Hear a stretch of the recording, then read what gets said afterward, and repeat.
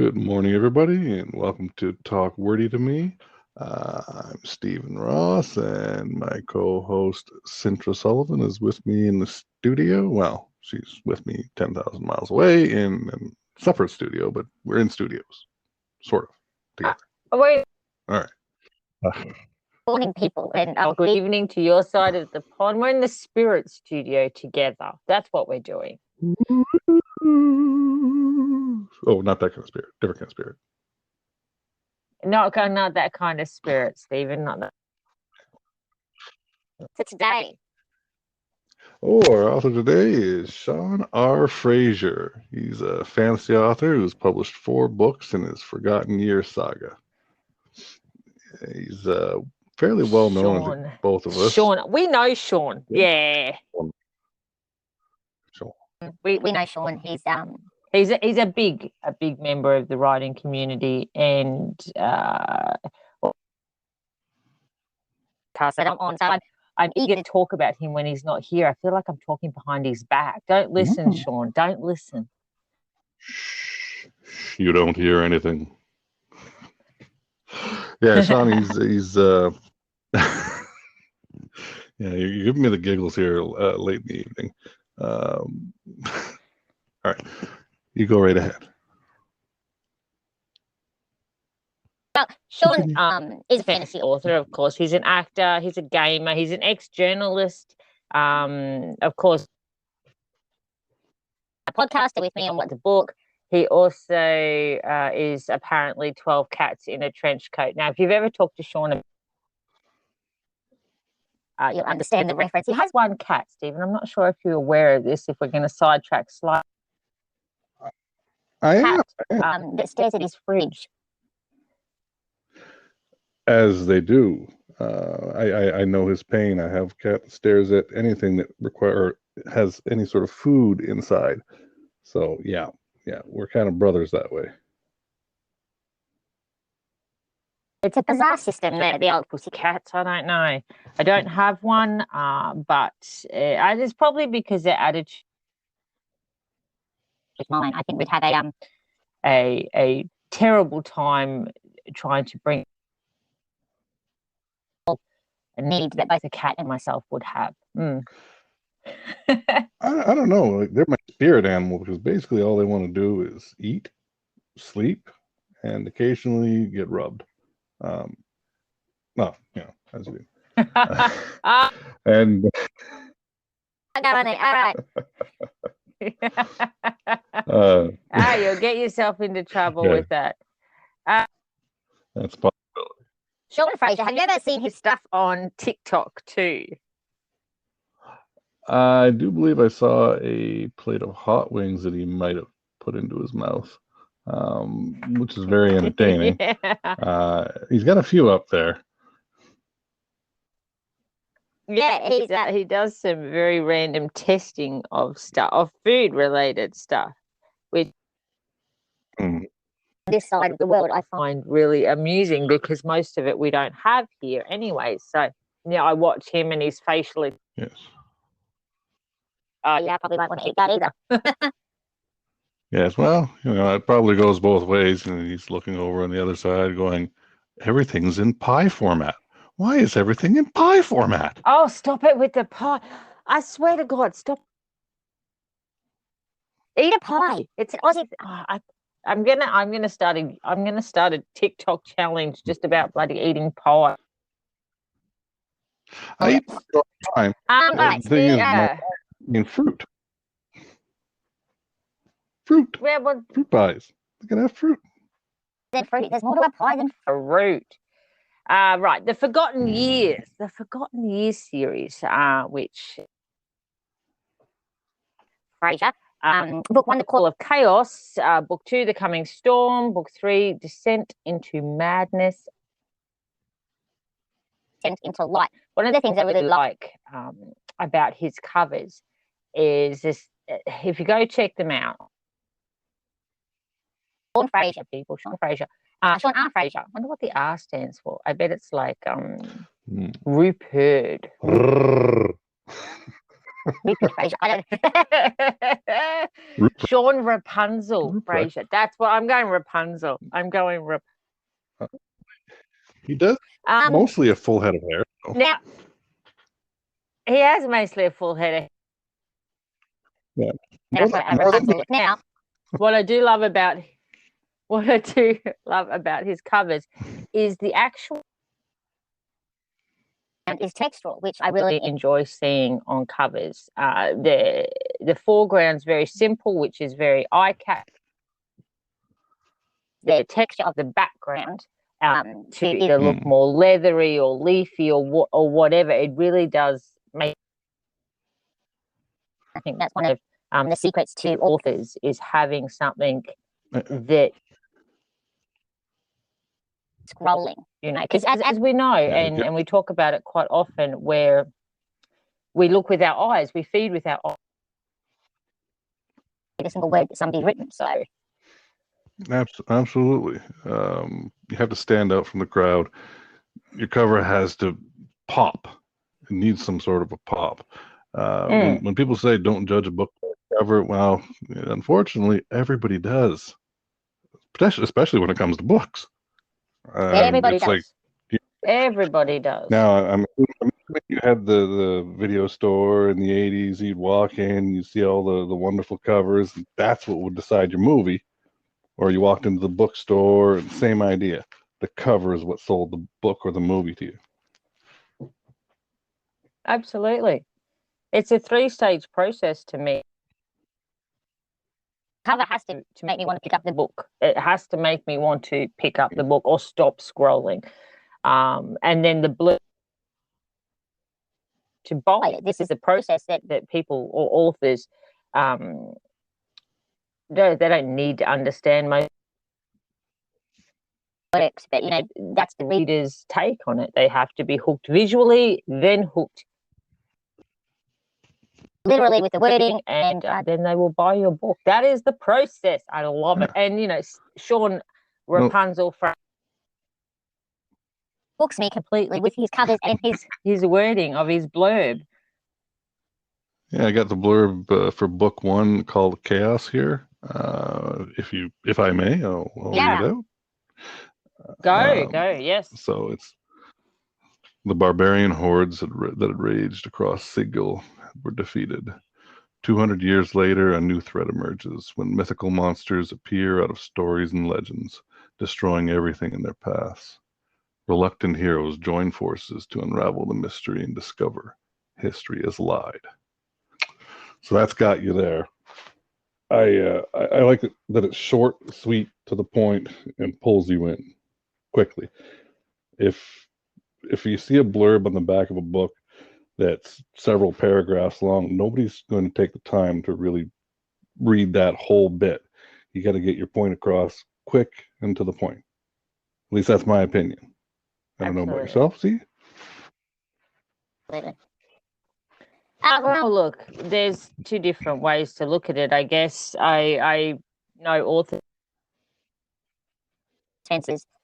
whether they're like a short, simple blurb on the back or something that doesn't involve a little bit more to it.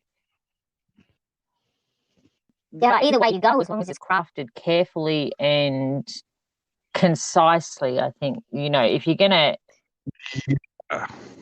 Times when we're writing books, we need to pad out certain scenes or make them a little bit more detailed. The blurb on the...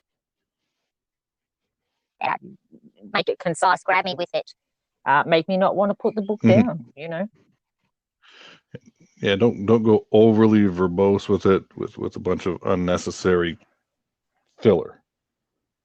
Get the point out. Yes. It could be longer, but get the point out. Get the idea out. Also, don't spoil it for me. Don't spoil it for me. I don't want to know. Just be a synopsis. Don't tell me all the secrets. I just want to know enough to tease me. Tease me, people. I like it. Yeah. And the synopsis for me is let me know basically what kind of book am I reading. Is it a book that's going to have quote unquote trigger warnings? So the blurb for me anyway, personally, should take care of that. and tell you right off, okay, this is a fantasy book. It's going to be light. It's going to be readable by anyone, or this is a dark horror that's going to have some very, very, adult or possibly even disturbing themes. I don't know about yourself on this one, but I'm not a trigger warning person. I'm proud about that shit. I don't like trigger warnings. Don't warn me about it. Make me, between the cover and the blurb, I should know myself into. I don't need anything more than that. But each to their own. I'm not gonna send hate mail to Sean Rapunzel Frazier. He takes yeah, he gets the hate mail from both podcasts. Yeah. He's just the receiver of all hate mail. He's got a little advice here that he was nice enough to leave for us and for the listeners. It's that your writing journey is your writing journey, and only you can decide what methods and processes are best for you. Always listen and consider advice given, but absolutely feel free to throw it in the garbage if you so desire. And I love that advice. Best advice ever. Yeah, I mean, it's foolish to not listen to any advice, but you got to make your own decision, your own call. Go with your own instincts and feelings at the end of the day, and don't think that because what worked for this person is going to necessarily work for you. Well, that is the beauty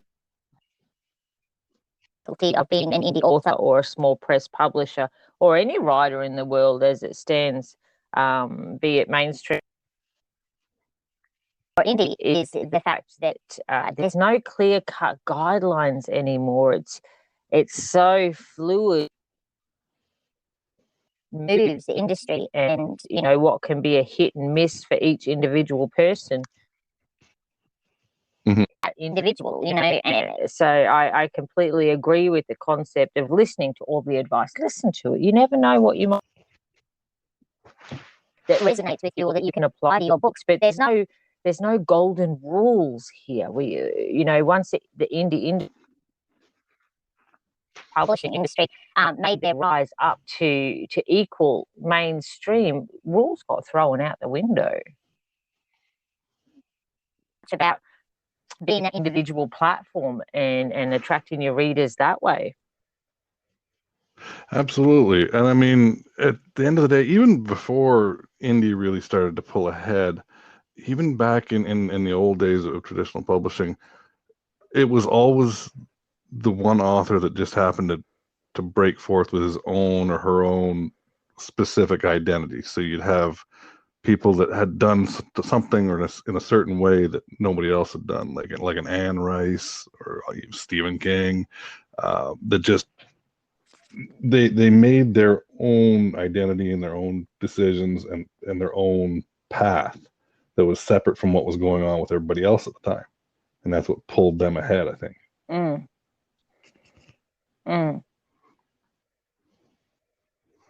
Now we have an excerpt that he has sent us. Be aware, people, on Talk Wordy to me, all information that we read are given to us freely by the author involved. We do not take anything that we're not authorized to read. So sure. That is so your name now. He's going to love it. He's going to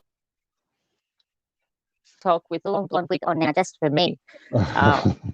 Yeah, so everything that we read and we tell about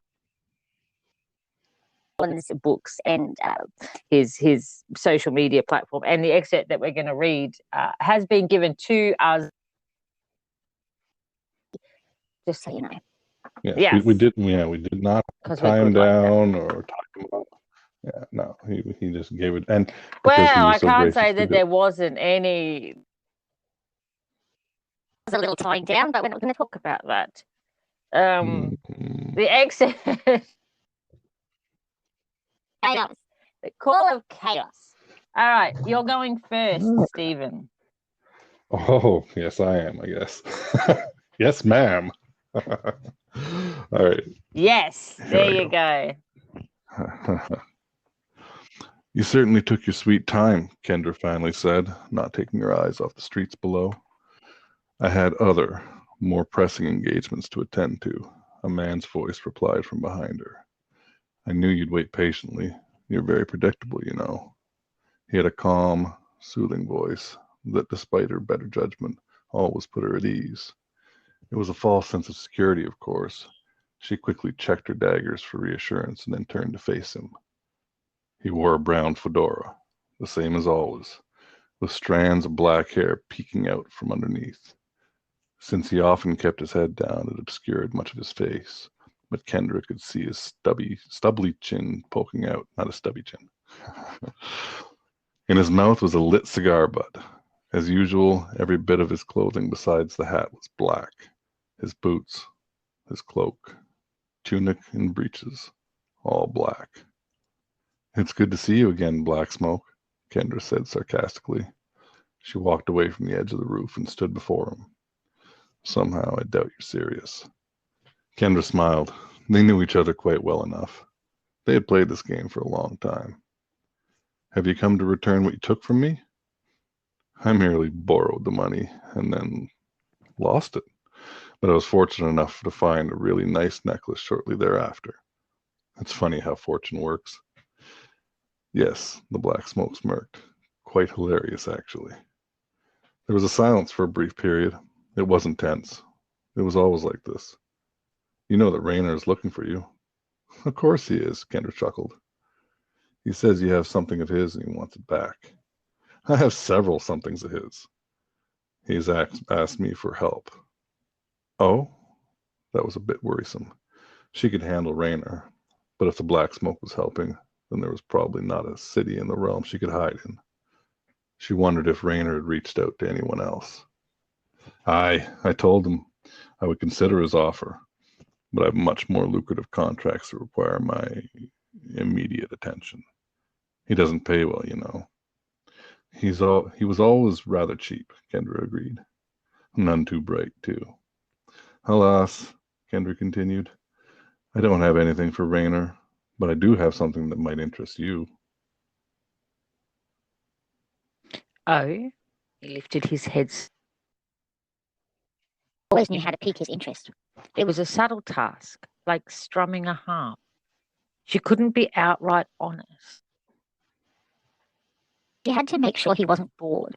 It was yet another game they played. Information Cheap. She was beginning to wish she did have his money or the necklace or both. Each other for a moment while he chewed on his cigar. This would probably be the moment when he decided whether to try to kill her or not. Thankfully, he not since they'd given each other matching scars.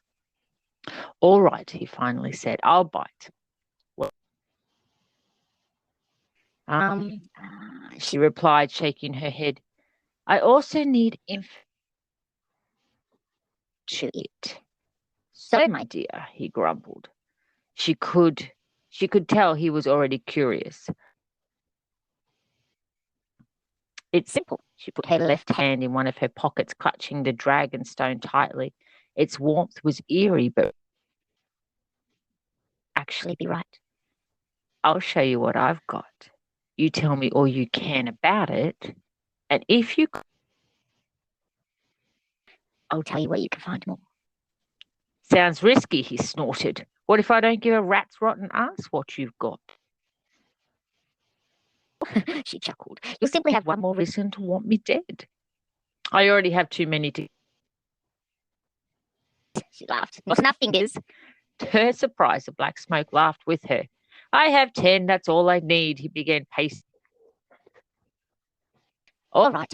He finally said after several moments. If it were anyone else, I would have killed them already and taken what they had. Consider yourself for... Always. She slowly and carefully produced the dragon stone from her pocket, held it out to him. He... Costume jewelry? I think not. She held it closer to him. Take a closer look. him, and he turned it over in his palm. inspecting it closely. After a moment, she saw it wash over his face. He recognized it. You're telling me you have? A dragon stone. Yes, or at least I think I do. If it isn't a real dragon. Reasonable facsimile. Eh? I love the way Sean writes. It's such a good,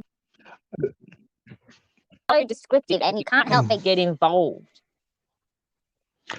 So I really appreciate his use of dialogue. Even without us reading out loud, I can hear the difference between the characters, like the very, they're speaking in their own voices. If that makes any sense to you. Although chemistry that you could feel already between them. I love that sort of playful, dangerous chemistry that you get between characters. Yeah. It kind of gives off like I don't know how to word it, but like the way okay, Sean's a fan of Star Wars, correct? Big fan. And the way that Han Solo and Princess Leia riffed off each other, like that, I'm getting that vibe from it. Very well done. Yeah, absolutely, absolutely. Where it has that really lovely balance. Yeah, the really lovely balance of sexual tension, but dangerous play is kind of fact. It's very cool. It's very cool. You get very invested quickly into him. You get hooked up in it, which is what we want as writers to see with our readers. Yeah, I mean, it's a 4-book series. So, I mean, there's a lot there for the reader to take in. And he's also provided a separate excerpt for an upcoming book he has. He's got 4 books published in the Forgotten Years series, but he's also got 2 new books under contract that are supposed to be publishing with Creative James Media, called Mage Breaker in November 23 and The Last Available in March 24. So if you'd like, we could read, it's just a small blurb for The Last Available. It's only little. It's little, I like it. Never tell them that. All right. Okay, I guess. Sean little excerpt about from The Last Available. He's gonna love it. There we go. You're welcome, Sean. You're welcome. Number 1 in his books. Yeah. All right. We got The Last Available. Due out. What would you say? Was it March when? No, May. March 2024. Oh, March 2024. I thought you meant the 24th of March. No, 2024. Got it. Good. Yeah. Here we go. Right. Oh, good. Goldie. Sorry. Let me start that over again. Oh, good. Goldie found you. I knew she would. I fell down here and I can't get out. Can you guys help me get out of here? No, thanks. We're good. Devonin shouted. Wait, what? Sorry, but we're on a mission and we can't be waylaid by such a pitiful side quest. Leandra and Devonin pulled Devonin out of the well by his tunic. What are you doing? He's a frightened little boy trapped in a well. We should save him. Kid fell down a well. There are consequences. Blah, blah. Look, the point is, this is a side quest. There's nothing in it for us. No coin, no equipment, no experience. Someone else will come along and help him, I'm sure. That's rude, Devonin. I can't believe. Look. Anyone was going to pay us to retrieve him, we would have heard about it by now. His dog is probably the only thing worth a damn. Look at him. He's barely wearing. He's an evil villain, and he's supposed to be down there. Maybe someone defeated him and banished him to the bottom of the well. Touched her head and frowned for a moment, obviously lost in thought. None of that made any sense. But we are on a pretty tight schedule. Well, I'm that was reading that, little. and something's telling me. Looking, boy down a well. Wait, well, I think we're getting a bit of a dialogue mismatch from Australia to North America again. Hooking means something a little different Right. over here. I'm just going to tell you that. I'm not saying too much, but What? Hooking? Hooking? Stop it. I meant that Be in enough trouble with Sean Rapunzel Frazier as it is. Don't worry, we're all rooting for you. This one now, to me, this one sounds almost like something in a comedic realm. I'm getting some D&D, some Dungeons and Dragons vibe, but the dialogue back and forth very comical. It's giving me a bit of a giggle. I'd like to see some more of this one. Well, Sean is a wee bit funny. He's a wee bit funny. He has his moments. Yes. Little. Yes. Tell a dad joke like I do, but But he tries. He tries hard. Well done. Well done, Sean, for trying hard. Number two. I'm so much in trouble with him. So much in trouble. So yeah, that was those were the excerpts. So he's a very talented guy, and talented in more than one way. I do know you mentioned that he was an actor. I did not know that. I'd like to look more into that. I'm curious as to what he's actor, what kind of acting he does outside of acting. No, never mind. Cut that part. Yeah, go go with ahead. that one. That you can get in trouble with Sean as well. No, if you want to find out more about Sean, of course, SeanRFrazier.com. He's on Facebook, Sean R. Frazier author. Amazon, of course, Sean on Twitter, which is where we we interact the most with the ragamuffin that he is the Clefton. Instagram and TikTok, Of course, Sean R. Frazier. That's Sean Rapunzel Frazier for those playing at home. Welcome, Sean. Yeah. God, I love you. He's a hard man He's to so hunt on much. Twitter. Because everywhere else, he's Sean R. Frazier. On Twitter, he's the Clefton Twain. It took me forever to find him when I went searching He's for a him the other day. Clefton Twain. A picture 4 hours ago. Of him naked. What?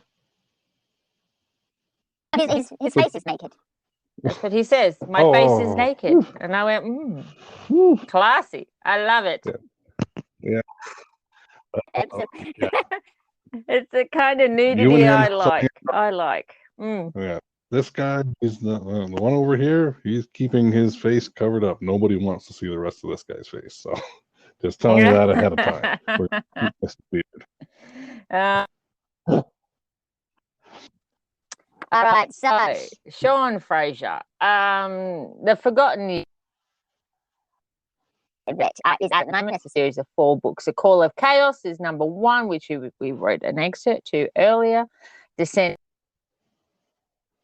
The second one, Coming Storm, is number 2. The Descent into Madness is number 3, and number 4. Now, what has he got coming up in 2023 and 2024?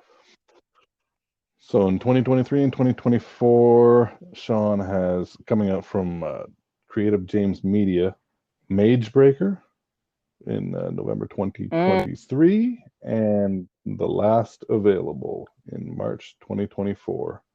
So he's well ahead of the game. He's got the cover up of the Magebreaker on his page. It's just beautiful. It looks really nice. I can't wait to see the whole process played out. But gorgeous. Talk wordy to me, people. Is Sean Rapunzel Frazier? Check him out. Hmm. I'm going to change his guarantee birth that, certificate without him knowing, and he's just going to With Sean Rapunzel Frazier. on it That- just for the that's it. hell of it. I'm dead serious. I'm getting on Photoshop after this. I'm going to Photoshop a large Rapunzel wig on his head. You're welcome, Sean. See, all publicity is good publicity. That's what they tell me. And I love. He's so much fun. We can have a fun with Sean because we do. We do. Another place, so He'll be fine. He'll be fine. He's in good hands. Yeah. His cats. that apparently hates him. May just me be taking a liberty with his initial. check his books out. Go hunting down on Amazon. The best gifts that we can give authors for a happy new year is to buy their books and leave a review. It does help them along. As far as Amazon and the ratings go. Yeah, leave it on Amazon. That's how we can support our indie authors. Publishing. Yeah, give them a happy new year. Give them a review. I need to put on a book. Give them a happy new year. Give them a review. Yes. Woo. All right. Yep. There you go, Stephen. Give them a happy ending. Yeah, we knocked her out. Now we're into a new year. Yes. Anyway, being that it's a new year, I just want to wish everybody, including yourself, a happy new year, and hopefully 2023 is going to be an amazing one for all of us. Let's hope so. Let's hope so. All right. Until next month, people, where we will Another author to terrorize for half an hour and see what we can create about their name. Yeah, we'll see you next last quick month. plug. Sean R. Frazier. Sean Rapunzel Frazier is your man to go hunt for this. All right, Stephen. Thank you for letting me co-host with you. It's always a pleasure to co-host with you, Z.